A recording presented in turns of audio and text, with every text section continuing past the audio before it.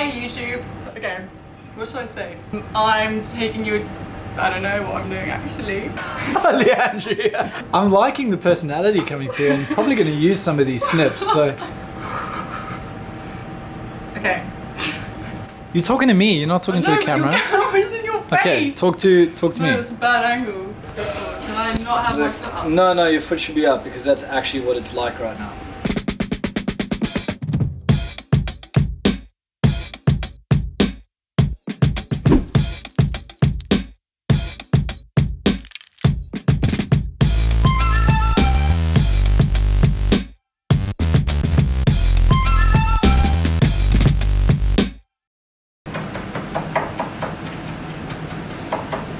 Okay, what's happening everybody? This is a popular video on demand. I've had a lot of people ask me about what yacht crew eat, and today I'm coming to interrupt our new chef, Chef Leandri, here cooking the crew food and just kind of give you some insight as to what we eat. Obviously this is just one meal throughout like the week and it's obviously not always the same, but I'm gonna get Leandri to tell you a little bit about how she has to deal with yacht crew's preferences and having to cook a variety of different meals for vegans and vegetarians and meat eaters, and a lot more goes into it than what you think. So I'm just going to ask Leandri a couple of questions and then show you guys what we're eating. What are we eating today? To start off. Oh yeah? Well, like, I wouldn't call it Mexican, Okay. because I've never been to Mexico. Okay. It's more like mongrel. Mongrel Mexican. Yeah. Okay, so like a version of mongrel Mexican for lunch today, So which cheap. is always a crew favorite, but we're going to talk about that as well. So let's get into it. Actually, before we get into it, Leandri has broken or fractured her foot pretty much. We did that during a fire drill, and as if her job wasn't hard enough, she's now having to elevate and work in a boot. Mother's orders. Nice boot. Thanks. Mom's orders. Okay, Leandri, I'm going to fire a few questions at you while you're doing your thing, if that's okay. Yes. With regards to catering for meals for crew, is it as simple as everybody thinks, or is it quite a process? As a chef, you kind of just figure it out, but there's lots of dietaries and fussy crew, which is always a challenge, but a good challenge. So let's use Arians as an example. Catering on board, what are some of the difficulties of catering on board with Arians? Well, I mean, I'm actually pretty blessed because I'm mostly vegan and a lot of the crew is also very vegetarian. So there's actually, out of the 16 crew, there's only 4 people who eat meat, which is great. And yeah, it's just kind of like getting the right balance between, because the meat eaters don't want the vegetarian and the veggies obviously don't want meat. So you just have to get creative, I think, and use your time wisely. And that's actually pretty rare for a boat to have that many vegetarians, right? It's rare, right? For a boat to have this many vegetarians. Like usually speaking, or in the past anyway, as a vegetarian, it used to be really difficult to have a chef like add a few things aside for crew, and I've had a few of my friends personally tell me that the chef just wouldn't cater to the vegetarian diet. So if there was a salad or something, then they would dig into that. But the majority, I know, but the majority of the time, everything is buffet style, right? Yeah, family style is the best style. Family style is the best style. So dishes will be cut and prepped accordingly into separate dishes, which you'll see in a minute, and then crews just help themselves. So on Arians, we're lucky to have vegetarian styled chefs. Just a quick one. You love meat, don't you? I love it. Okay, so this is not one of those normal situations where it's like she's vegan because she hates meat, she loves meat, but there's just a few things. Like the animals and health reasons, it just makes sense, really. Okay. So that's Leandri's reason for being vegan and vegetarian, but she loves meat, so super weird situation. South African. Oh yeah, that's true. Leandri's born and bred South African, but majority of your life is spent in... No, I'm fully English, but my parents are Afrikaans. Oh, okay, there we go. Okay. Are you able to just kind of break down your week and what your day looks like a day in the life of a chef on board, particularly crew chef? So this crew is quite lucky because they get morning tea and afternoon tea and then lunch and dinner. So four meals a day, kind of, really. So I start at 8, go into the cold room, have a look, see what we've got, and kind of just take it from there. I don't usually plan, unless I know I need to like slow cook something.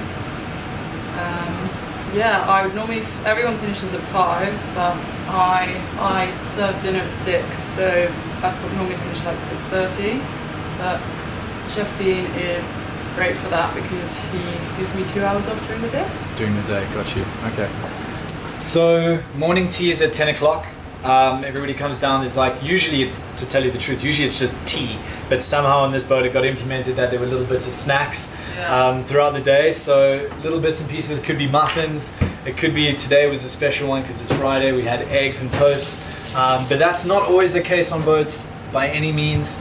And it can be quite extreme in some circumstances. I've heard of boats saying like, you can have a coffee but you can't sit down. It was on Jeff's boat. So you literally would come, you'd make your coffee, you'd have a tea, and then you'd go. In our case, we've got 15 to 20 minutes to have a tea and a coffee, and then sometimes a couple snacks by the chefs, majority of the time at the moment, but that is pretty rare. Lunch is served at 12, and then dinner at 6. So it's a full day for the chefs.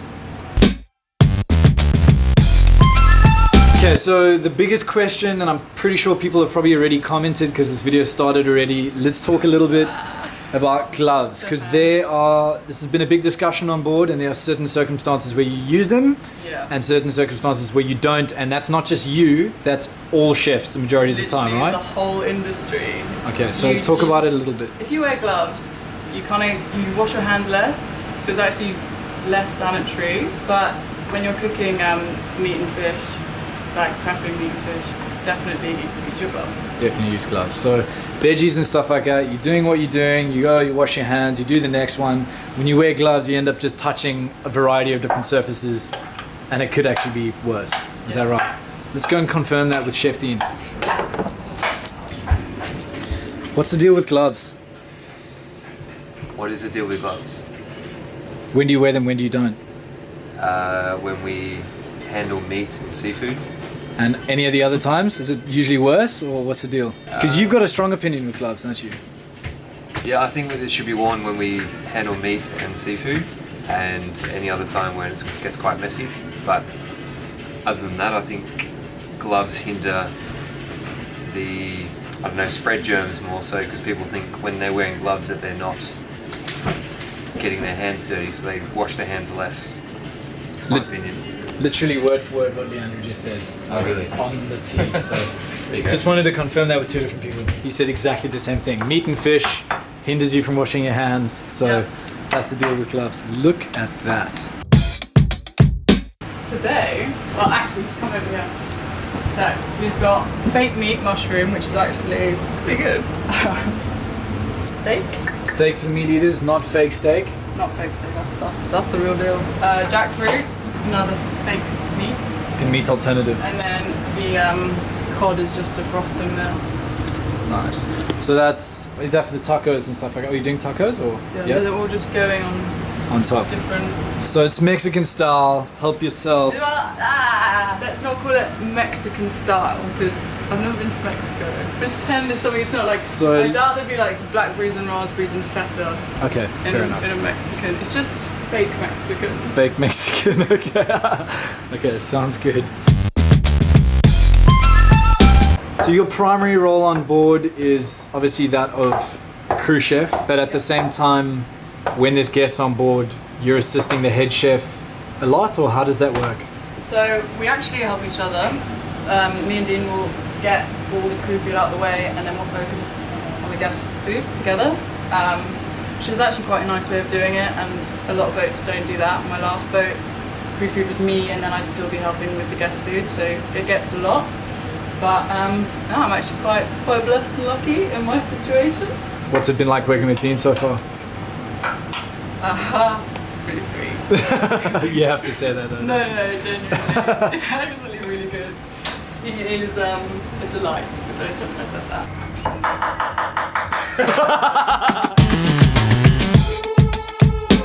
Talk a little bit about your background maybe, but more so for everybody else that's thinking about getting into the chefing world. What's sort of the process? Well, I've been chefing for 4 years, and I've been lucky enough to travel and do ski seasons and work on smaller yachts and everything.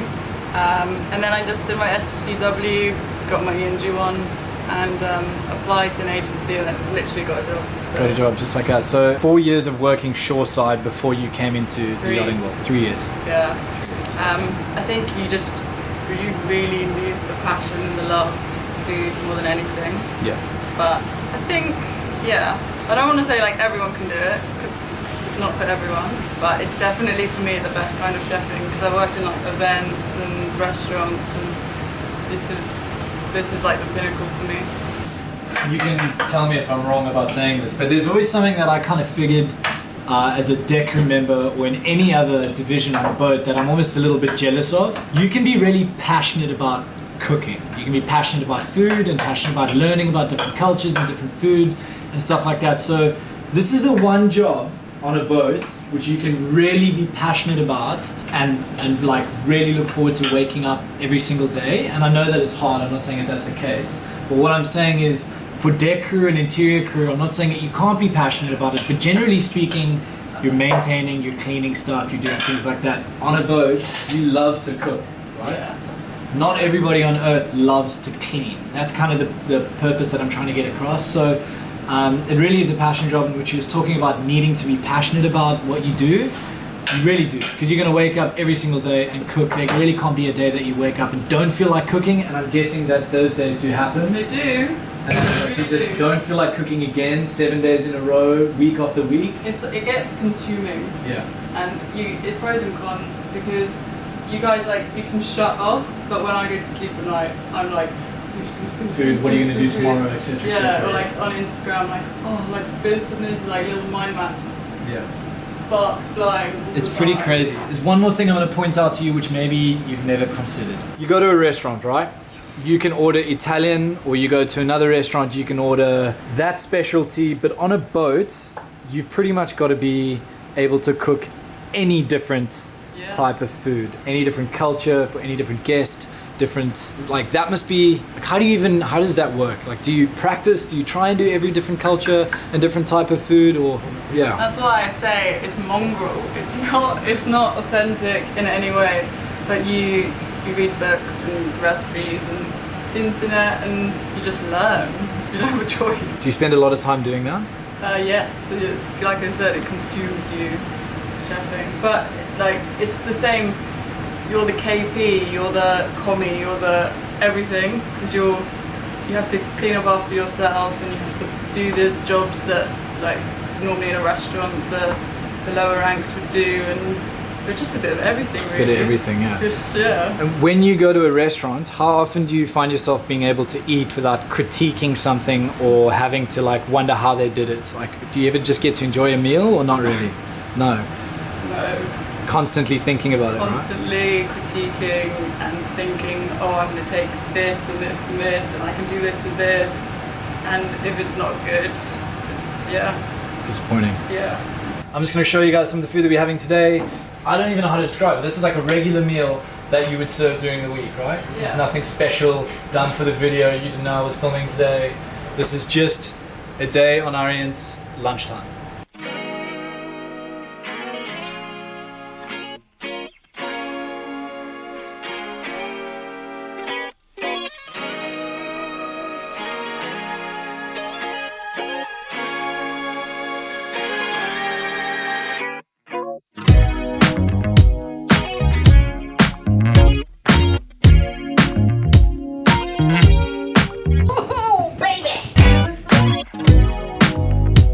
Pegs to indicate the food and where it comes from.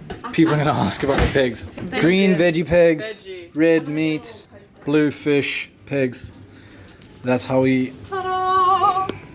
Well done. Right. Amazing. Ready. Thank you so much.